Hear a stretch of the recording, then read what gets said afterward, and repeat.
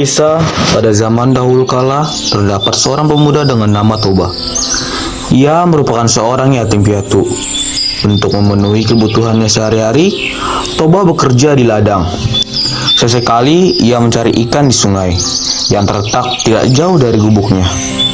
Ikan hasil tangkapannya kerap dijadikan sebagai lauk dan bila berlebih akan dijual ke pasar. Pada suatu hari, sepulang dari ladang, Toba memancing ikan di sungai tersebut. Ia sangat berharap untuk memperoleh ikan yang besar yang dapat dengan segera dimasaknya untuk dijadikan sebagai lauk. Terpenuhilah harapannya tersebut. Tidak berselang lama, ia melemparkan pancingnya ke sungai. Mata kailnya langsung disambar oleh seekor ikan. Betapa gembiranya Toba saat menarik tali pancingnya dan melihat seekor ikan dengan ukuran yang besar tersangkut di mata pancingnya. Sejenak, Toba memperhatikan ikan besar yang berhasil ia pancing itu. "Ikan yang aneh," gumamnya. Seumur hidupnya, Toba belum pernah melihat ikan dengan bentuk seperti itu. Warna ikan tersebut kekuningan serta sisik-sisiknya kuning keemasan. Tampak berkilauan sisik-sisik tersebut saat terkena paparan sinar matahari. Saat Toba melepaskan mata kail dari mulut ikan tangkapannya tersebut, tiba-tiba terjadi sebuah keajaiban yang sama sekali tak pernah ia duga. Ikan aneh dengan sisik berwarna kuning keemasan tersebut berubah menjelma menjadi seorang perempuan yang manis dan elok parasnya. Toba terheran-heran ketika melihat keajaiban yang berlangsung di depan matanya itu. Ia hanya berdiri tak percaya dengan bola mata membulat serta mulut melongo. "Tuan," kata perempuan cantik jelmaan dari ikan kuning itu, "aku adalah makhluk kutukan dewa. Aku dikutuk karena telah melanggar larangan besarnya. Sudah ditakdirkan kepadaku bahwa aku akan berubah bentuk dan menyerupai makhluk apa saja yang memegang atau menyentuhku. Karena Tuan sudah memegangku, maka aku pun berubah menjadi manusia seperti Tuan ini." Toba lantas memperkenalkan namanya, begitu juga dengan perempuan berwajah cantik itu. "Namaku Putri, Tuan." Toba lalu memikirkan sesuatu dan menjelaskan pemikirannya tersebut kepada Putri. Pemikirannya ialah untuk memperistri Putri karena Toba sangat terpesona dengan kecantikan si perempuan jelmaan ikan itu. "Bersediakah engkau menikah denganku?" tanya Toba setelah pembicaraan beberapa saat. "Baiklah, aku bersedia, Tuan.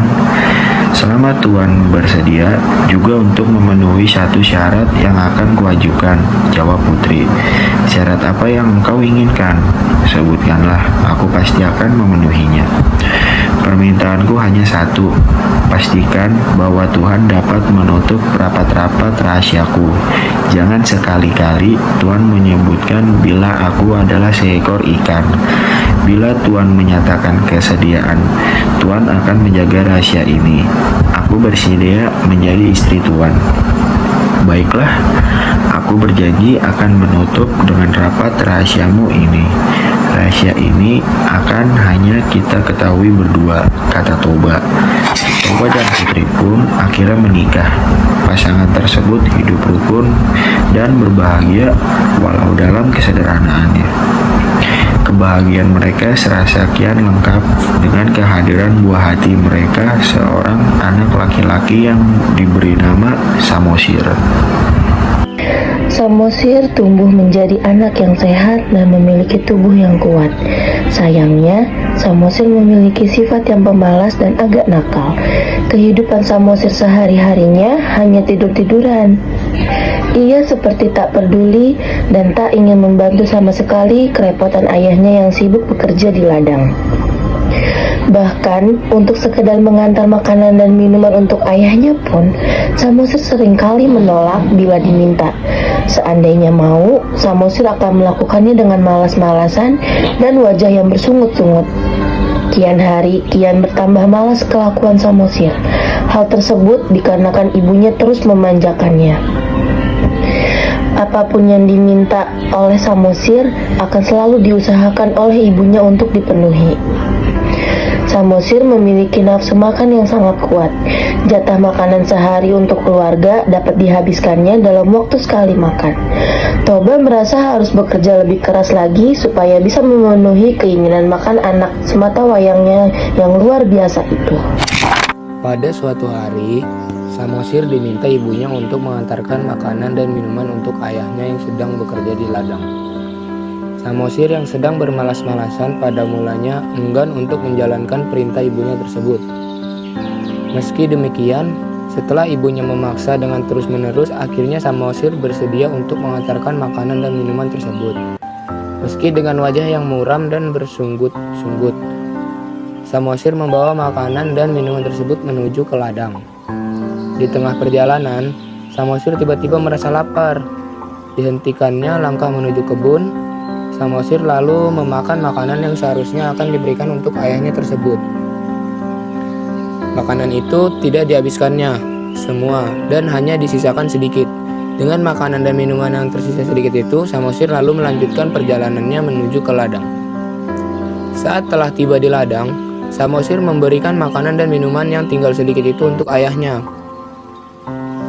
Toba yang sudah sangat merasa lapar karena bekerja keras sejak pagi langsung membuka bekal dan sangat ingin memakannya. Terperanjatlah Toba ketika melihat makan siang untuknya sudah tinggal sedikit. "Mengapa jatah makanan dan minumanku tinggal sedikit?" tanya Toba dengan raut wajah marah. Dengan wajah yang polos, seolah tak melakukan kesalahan, Samosir menjawab, "Tadi di jalan itu, aku tiba-tiba merasa sangat lapar, ayah. Maka dari itu jatah makanan dan minuman ayah itu sudah kumakan sebagian. Akan tetapi tidak semua kuhabiskan, bukan? Masih ada sedikit makanan dan minuman untuk makan siang ayah." "Dasar anak yang tidak tahu diuntung," makian Toba kepada anaknya. Kemarahan Toba seketika kian meninggi. Serasa tak dapat lagi ia bersabar dan menahannya. Umpatan Toba pun seketika itu meluncur. "Dasar kau, anak keturunan ikan!" Samosir sangat ketakutan dan terkejut ketika mendengar umpatan dari ayahnya. Ia dengan cepat langsung berlari ke rumah sembari menangis. Pada saat sudah sampai di rumah dan bertemu dengan ibunya, Samosir langsung menceritakan semua cacian dan makian dari ayahnya yang menyebutkan bahwa dirinya adalah keturunan dari seekor ikan.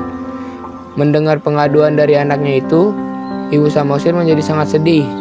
Tak disangka bila suaminya yang sangat ia sayang telah melanggar sumpah untuk tak menyebutkan bahwa putri adalah makhluk yang berasal dari ikan.